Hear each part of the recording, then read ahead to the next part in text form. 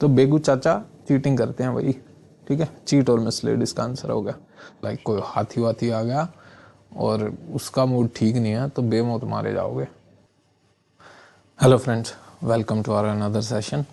This is class 3 of B series. हम A to Z series cover कर रहे हैं वोकैबुलरी की। मेनेमोनिक मेथड के थ्रू हम लोग वोकैब कवर कर रहे हैं, जिसके थ्रू हम ट्रिक्स और स्टोरी शेयर करते हैं जिससे कि आप वोकैब ज़्यादा टाइम तक याद कर सकें। Let's start with the B word.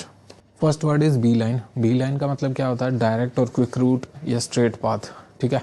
अब बी लाइन को अगर हम वर्ड को देखें तो बी प्लस लाइन, बी क्या आती है? मधुमक्खी, लाइन एक रेखा सीधी। तो बी लाइन का मतलब क्या हो गया? तो मधुमक्खी क्या करती है? शहद लेने के लिए डायरेक्ट रूट पकड़ के सीधे फ्लावर पे आती है, ठीक है। That is beeline, so direct route. और a bee fly straight to the flower not zigzagging। The straight path is bee plus line, beeline straight path हो गया, ठीक है। एग्जाम्पल है the kids made a beeline for the ice cream shop. Okay, next word is behemoth. Behemoth क्या होता है? एक विशाल काय पर्सन, थिंग, जानवर, कुछ भी हो सकता है। किसी कोई भी चीज़ को विशाल काय बोलने के लिए, बहुत बड़ा और शक्तिशाली बोलने के लिए हम बेहेमोथ वर्ड का यूज़ करते हैं। तो बेहेमोथ वर्ड में क्या आ रहा है? बेहेमोथ। तो बेमौत जैसा साउंड हो रहा है। तो बेमौत से हम ट्रिक बना सकते हैं, नेमोनिक बना सकते हैं कि बेमौत मारे जाओगे अगर ह्यूज क्रिएचर आ गया तो सामने, लाइक कोई हाथी वाथी आ गया और उसका मूड ठीक नहीं है तो बेमौत मारे जाओगे, ठीक है। Example is the stadium is a concrete behemoth. Concrete का एक बहुत बड़ा विशालकाय स्ट्रक्चर है। Next word is begrudge. Begrudge का मीनिंग क्या होता है? To feel resentment about giving or seeing someone get something. कि किसी को कोई चीज़ मिल रही है या किसी को चीज़ हम दे रहे हैं तो उससे ईर्ष्या करना।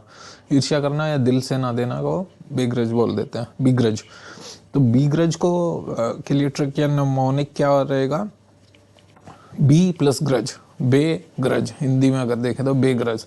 बिना किसी गरज के हम किसी को कुछ वो चीज़ देते हैं तो हम सोचते हैं कि ईर्ष्या करते हैं। तो ईर्ष्या या दिल से नहीं देते, बेगरज दे रहे हैं, तो उसका मीनिंग दिल से ना देना, ईर्ष्या करना, ठीक है। Imagine you give someone money but inside you feel bad and angry. That hidden grudge is big grudge. Example is I do not begrudge him his success, ठीक है। उसकी सक्सेस से मुझे कोई ईर्ष्या नहीं है। Next is behest. Behest का मीनिंग क्या होता है? एट द रिक्वेस्ट और ऑर्डर ऑफ, किसी के आदेश पर या किसी के कहने पर। तो बी हेस्ट इसको डायरेक्ट याद कर सकते हो, like same behest at the request, behest at the request, इस तरीके से याद कर सकते हो कि किसी के कहने पे।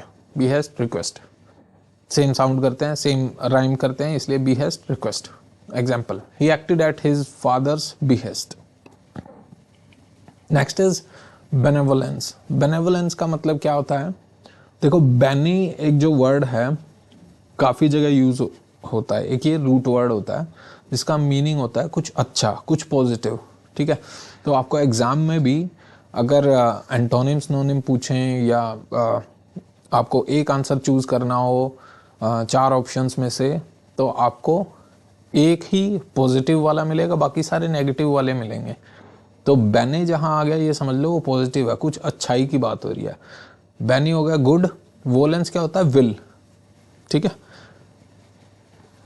ये भी वोलेंस भी एक रूट वर्ड है। आने वाले सेशंस में हम रूट वर्ड्स भी कवर करेंगे, तो उसमें भी आपको हम बताएंगे कि बैने है या वोलेंस है या इस तरीके से और भी कितने कितने वर्ड्स हैं जिनके थ्रू आप एक सेंस समझ सकते हो कि ये वर्ड पॉजिटिव की साइड पॉइंट कर रहा है या नेगेटिव की साइड। तो इसका हिंदी मीनिंग होता है दयालुता, परोपकार, सद्भावना, ठीक है, काइंडनेस और गुडविल। तो example is her benevolence helped many poor families, ठीक है।